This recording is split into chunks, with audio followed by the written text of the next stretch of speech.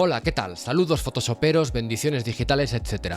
Vamos a terminar de ver las novedades de Lightroom Classic 13.0 en primer lugar, luego alguna más de Camera Raw 16.0 y finalmente, novedad en el canal, una novedad súper importante de ese otro Lightroom en la nube de la versión 7.0. Así que iremos en este orden, empezando por Lightroom Classic.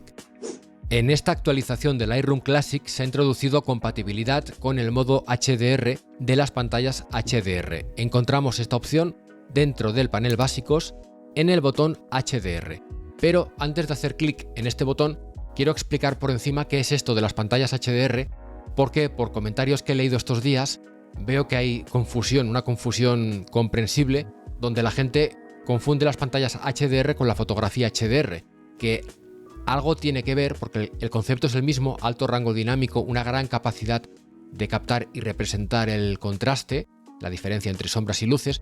Sí que hay una bisagra en común, pero realmente son cosas distintas y hasta diría que las pantallas HDR son el anti-HDR en cuanto a técnica fotográfica, ya que nos liberan de una técnica que utilizamos precisamente porque nuestros monitores no pueden representar todos esos tonos como sí pueden hacer estas pantallas. Aunque es un tema muy amplio y que está todavía en desarrollo, sobre todo en el tema de la edición de imágenes, hay distintos estándares HDR, no es momento yo creo de meterse muy a fondo, pero intento explicarlo por encima para que se entienda.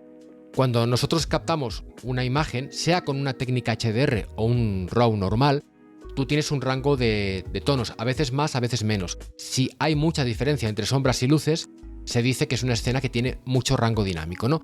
Entonces tú tienes todo este rango de sombras a luces y luego lo tienes que visualizar en un monitor que lógicamente no te permite reproducir la luminosidad de la vida real, por así decirlo, ¿no?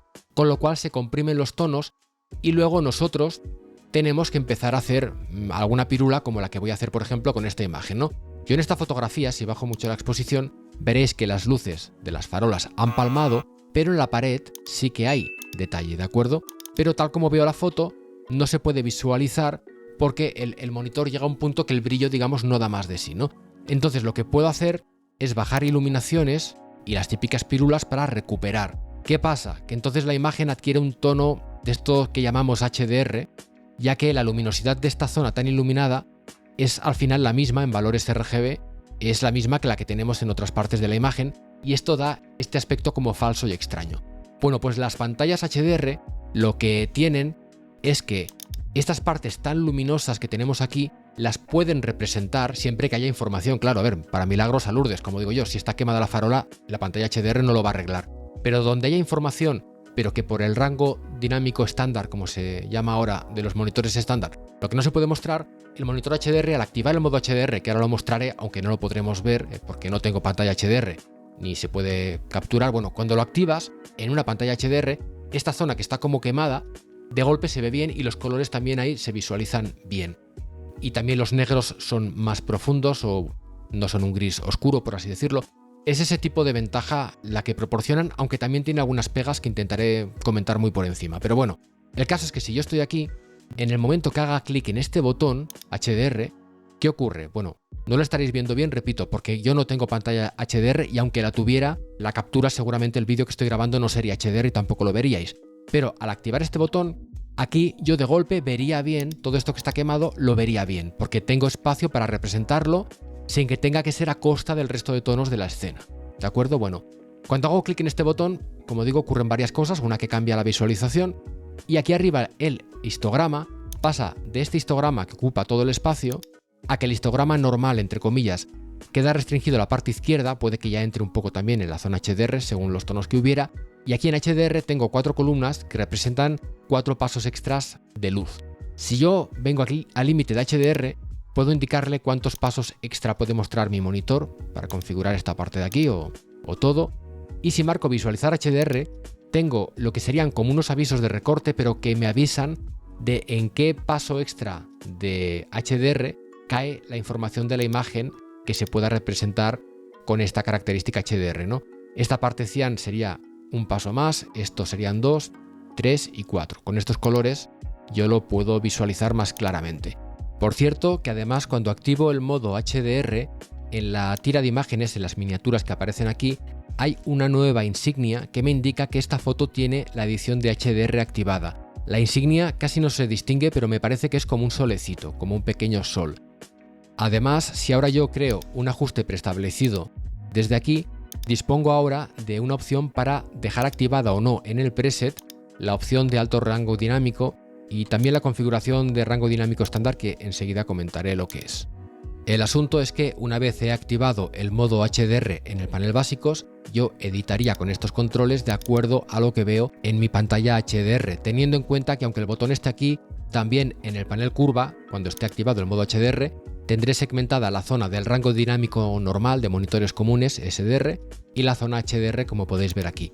Y además, si muevo el cursor sobre la imagen, veréis que aparecen los porcentajes, pero cuando entro en una zona que se sale del rango dinámico normal en cuanto a visualización, se pone de color rojo y me muestra lo que creo que son porcentajes de paso. Es una forma ahora mismo quizá un poco extraña de mostrarlo, pero es para diferenciar los rangos normales y el rango dinámico extendido, como se le quiera llamar.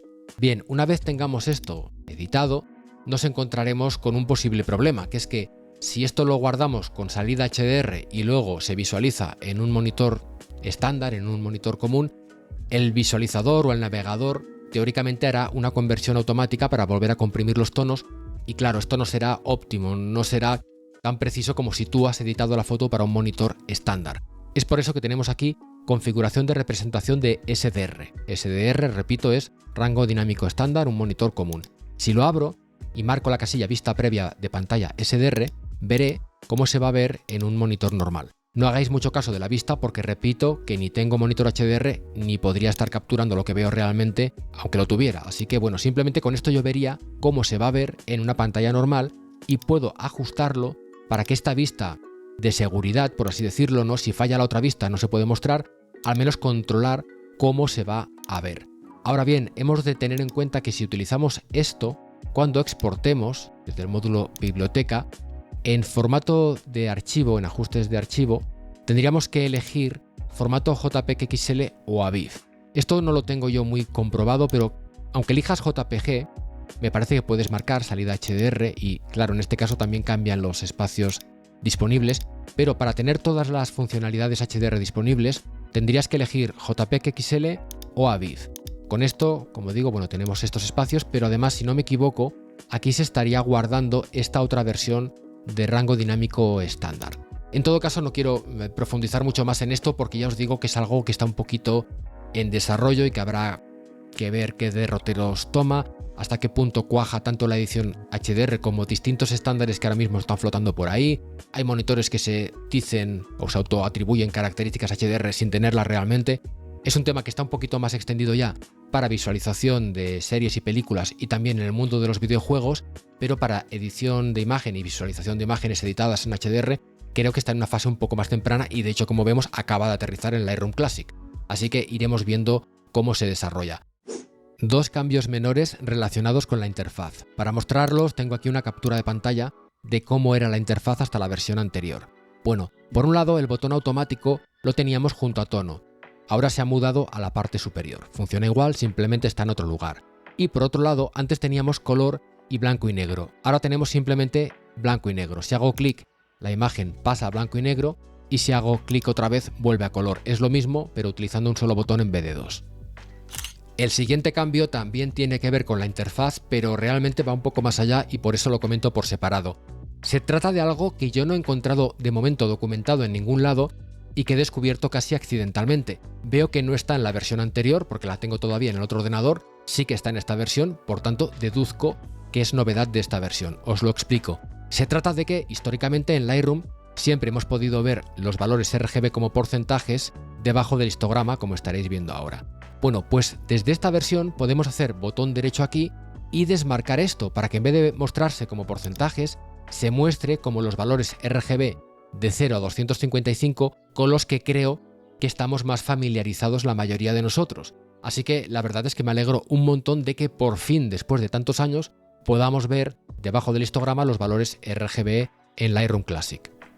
Una pequeña pero interesante novedad es que ahora en el panel de ajustes preestablecidos podemos filtrar, podemos buscar el ajuste que buscamos. Por ejemplo, si tengo muchos presets y quiero buscar alguno que sé que es de retrato, escribo retrato y me aparecen los que son de retrato. más pequeñas mejoras. Hasta ahora ya podíamos venir a ajustes preestablecidos y solo con pasar el cursor del ratón sobre unos presets ver la previsualización en la zona de la imagen sin tener que hacer clic. Bueno, pues ahora esta funcionalidad se ha extendido al panel Historia e Instantáneas. Es decir, si yo por ejemplo a esta foto le aumento la saturación, el balance de blancos, ahora la paso al blanco y negro, ahora la recorto, ahora creo una instantánea a partir de este estado y ahora sigo haciendo ajustes, bueno, lo que sea. Cuando venga al panel Historia, veré que pasando el cursor por aquí encima, puedo ver cada estado de la historia sin tener que hacer clic, y lo mismo con las instantáneas que haya creado. Puedo venir a la instantánea, verla y volver a la zona normal sin haber activado realmente la instantánea. Pasemos ahora a las mejoras menores de Camera Raw, que no son demasiadas. En todo caso, tened en cuenta que las mejoras principales ya las comenté tanto de Lightroom Classic como Camera Raw en los dos vídeos previos que dejaré enlazados en la descripción del vídeo. Entonces, como decía, en el caso de Camera Raw, la siguiente mejora importante, aparte de las ya comentadas, es el modo de HDR, que ya existía, este modo de edición, pero que ahora tiene más funciones, básicamente las que hemos visto ya en Lightroom Classic. El histograma aparece en dos partes, dispongo de la visualización de HDR, la configuración de SDR, bueno, hasta donde yo alcanzo a ver es lo mismo que hemos visto en Lightroom Classic. Ahora bien, sí que quiero hacer un par de comentarios específicos sobre el caso del HDR en Camera Raw. El primero es que una vez lo actives, te cambiará el espacio de color aquí debajo por un espacio HDR, y aunque luego lo desactives, seguramente te quede aquí el mismo espacio que te ha cambiado y tengas que asegurarte en algún momento de venir aquí y volver a poner el que tú querías utilizar. Lo siguiente que quería comentar es que si yo abro la foto con el modo HDR activado, y ya me ha vuelto a cambiar esto, cuando la abra en Photoshop, de hecho lo vamos a hacer, yo la abro, la foto se abre como una imagen de 32 bits, como podemos ver aquí. Y si vuelvo a venir otra vez a filtro de Camera Raw, seguiré teniendo disponible la edición HDR. Ahora bien, si esta imagen yo lo hubiera abierto como imagen normal, estaría como imagen de 8 bits, bueno, de 8 bits o de 16 bits, se abre Camera Raw para hacer la conversión, vamos a ponerlo en 16 bits, y en este caso, si vengo a filtro de Camera Raw, no voy a tener disponible la función de HDR, así que tened en cuenta que esta función estará disponible si lo abres como plugin y si la imagen se ha abierto como un documento de 32 bits. El otro cambio menor pero muy notable que encontraremos en esta actualización de Camera Raw tiene que ver con la organización de los paneles, que ahora se ha modificado para que coincida con la que tenemos en los ajustes locales. Lo que tengo aquí es una captura de pantalla de cómo eran estos paneles hasta la versión anterior. De entrada veréis que el panel claro es lo que antes se llamaba básico, pero además claro solo contiene estos controles más relacionados con la exposición. El balance de blancos y la saturación y la intensidad que están aquí debajo se han ido al panel color, mientras que en efectos se ha incorporado textura, claridad y borrar neblina junto a granulado y viñeteado, que está aquí, que estaba antes, si no me equivoco, en el panel efectos, pero más abajo, lo tenemos aquí. Y no sé, ahora mismo ya me he perdido, no sé si hay algún cambio más, pero básicamente es lo mismo que ya teníamos, solo que lo han segmentado de forma distinta. Esto puede ser un poco confuso al principio, pero tiene la ventaja de que así, mediante el icono del ojo, puedo ver aisladamente el antes-después de una forma más detallada o más granular, como dicen hoy en día los modernos. Pero por lo demás, ya teníamos el botón auto y blanco y negro, aquí ya lo teníamos, como podéis ver, voy a quitar este efecto. Como digo, ya teníamos lo del botón auto y blanco y negro, los valores aquí siempre han sido en RGB, no podemos buscar en presets, por lo menos que yo vea, por lo menos de momento, y yo creo que hasta aquí llegan los cambios que afecten específicamente a Camera Raw. Mucha atención a lo que viene ahora. Yo no suelo comentar las novedades introducidas en esta otra versión de Lightroom que funciona básicamente con fotos en la nube, pero en la última actualización, la 7.0, han añadido un cambio súper importante que de hecho cambia lo que acabo de decir. Ya no es solamente para fotos en la nube, sino que también podremos trabajar con archivos locales. Veámoslo. Estoy aquí en este Lightroom de la nube o como queráis llamarlo, es la versión 7.0. Esto es importante porque si no, no podréis hacer lo que mostraré a continuación.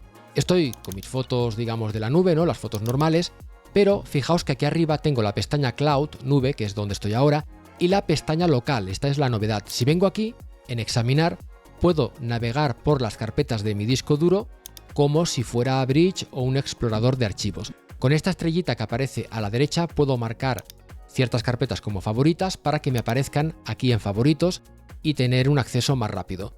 Desde aquí puedo editar, evidentemente, las fotografías como haría con las otras. Puedo venir, por ejemplo, a esta, venir ahora a editar y hacer desde aquí los cambios que yo quiera. Pero claro, si estas fotos no están en la nube, ¿dónde se guardan los cambios? Pues se guardan con el sistema de toda la vida, con un archivo XMP que quedará al ladito de la foto que estás editando. O si no es un archivo RAW, me imagino que lo guardará directamente dentro del archivo, pero siempre en local. Si llegado el caso, alguna de estas fotos quiero trabajarlas en la nube, quiero pasarlas a mi colección de fotos en la nube, hago botón derecho y le digo copiar una fotografía en la nube. O del mismo modo, si quiero hacerlo con la carpeta, botón derecho y le digo copiar en la nube. Y con esto ya pasaríamos al otro modo de funcionamiento. Lo importantísimo es que ahora se puede trabajar con archivos locales, lo cual para mucha gente quizá sea una alternativa a tener que usar Bridge con Camera Raw si no quieren usar Lightroom Classic para no crear un catálogo, pero quizá tampoco querían poner sus fotos en la nube. Bueno, pues ahora pueden tener lo mejor de los dos mundos a partir de Lightroom versión 7.0. Qué bien, pues yo creo que ya estamos. Seguro que se me ha olvidado algún detalle o he pasado por alto, no sé, algún cambio mínimo más, pero con esto está cubierto, yo creo, lo principal y lo no tan principal. Como siempre, me gustará leer en los comentarios cuál ha sido vuestro cambio favorito, sea en Camera Raw o en Lightroom Classic, y sea de todos en general o de los mencionados en este vídeo. Bueno, para terminar lo de siempre, si dejáis un like sería fabuloso. Si no estáis suscritos al canal y os interesan estos contenidos y os suscribís, ya sería, vamos, la bomba. Y nada más, muchísimas gracias por haber visto este vídeo, un saludo y hasta la próxima.